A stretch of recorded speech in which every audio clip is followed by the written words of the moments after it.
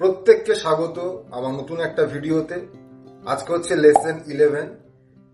যারা লেসন 1 থেকে 10 অবধি এখনো দেখোনি তারা দেখে নিও। আর আগের দিনকে শিখিয়েছিলাম মানে লেসন 10-এ যে ইফ ফাংশন কি করে আমরা ইউজ করে আমাদের ডেটাকে শর্ট করতে পারবো, কিছু ফাংশন অ্যাড করে আমরা খুব ইজি ভাবে আমাদের রিকোয়ারমেন্টটা ফুলফিল করতে পারবো। তেমনি আজকে শিখবো আমরা ইফের আরেকটা পার্ট, সেটা হচ্ছে ইফ এস। ইফ এস একটা খুব পাওয়ারফুল আর অনেকটা ইজি করে কাজটাকে। ইফেরই একটা বলতে পারা যায় সাবস্টিটিউট, বাট ইফে কিছু কিছু ক্রাইটেরিয়া মেনটেন করতে হয় যেটা ইফসে বা ইফ এসে একদম নেই। তো দেখে নেবো আজকে আমরা এই ভিডিওটা, শিখে নেবো কিছু নতুন ফাংশন, নতুন information related Excel. So let's begin.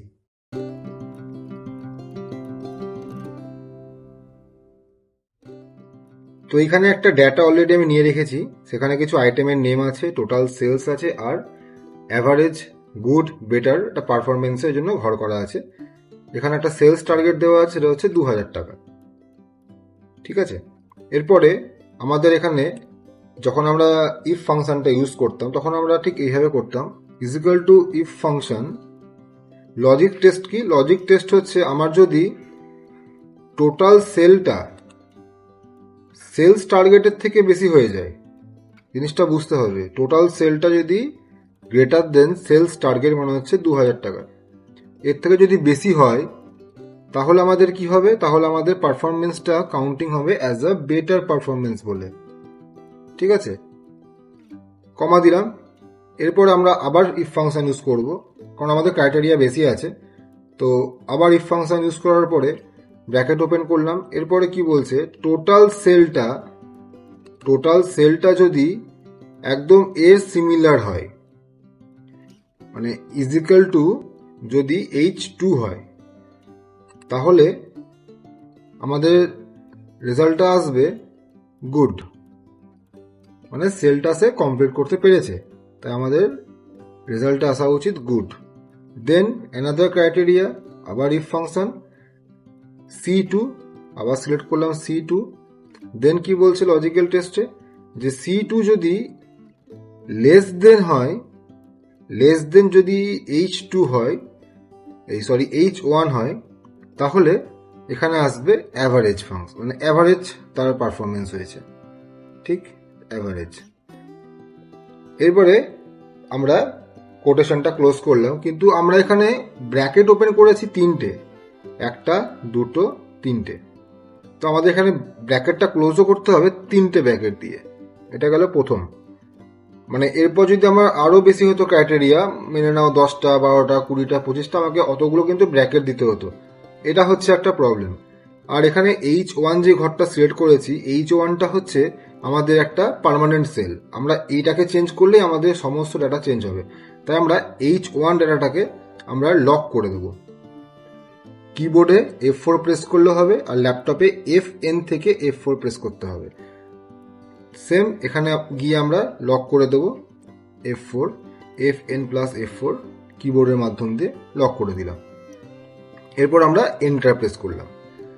Result কি এসছে, 2200 টাকা পেয়েছে, মানে 2000 টাকার উপরে পেয়েছে বলে বেটার পারফরমেন্স হয়েছে।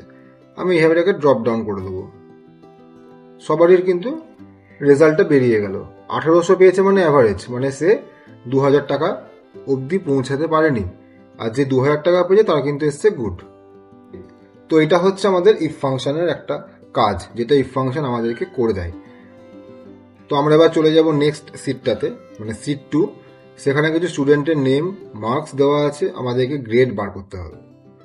তো আমাদের এখানে গ্রেড লেখা আছে ডান দিকে, যে 30-এর কম পেলে সে হবে গ্রেড, 30 থেকে 50 পেলে সি, আর 51 থেকে 80 পেলে এটা হবে বি, আর 81 থেকে 100 পেলে এটা হবে এ। এদের স্কোরের ওপর ডিপেন্ড করে গ্রেডটা এখানে আসবে। তাহলে আমরা এখানে কি ফাংশন ইউজ করব, আমরা এখানে ইউজ করব ইফস, IFS, যেটা নিয়ে আছে কথা বলছি। ব্র্যাকেটটা ওপেন করলাম। লজিক্যাল টেস্ট কি, লজিক্যাল টেস্ট এই যে মার্কসের প্রথম ঘরটা মানে 90, মানে B3, এই ঘরটা যদি লেস দেন কত হবে 30, লেস দেন 30 হলে কি ক্রাইটেরিয়া হবে, লেস দেন 30 হলে সে হবে ডি, ডাবল কোটেশনের মধ্যে দেব ডি, তারপরে কমা। এরপরে আর কিন্তু আমাদের ইফস লিখতে হবে না, এটা আমাদের ইফে করতে হচ্ছিল।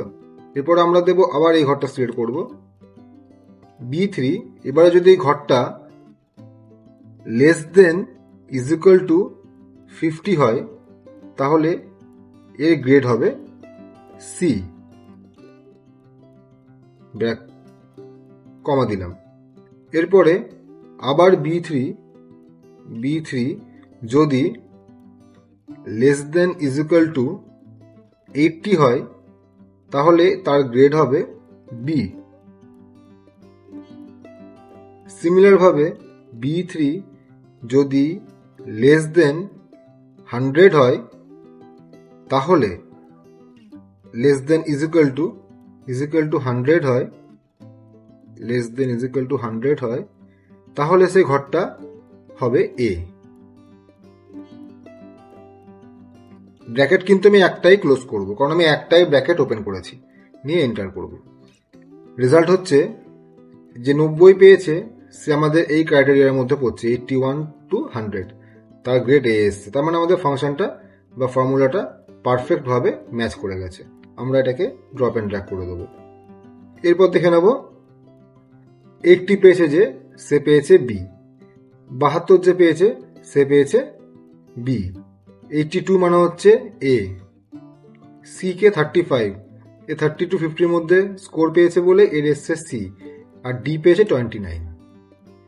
তাহলে এটা হচ্ছে আমাদের একটা স্কোর বোর্ড।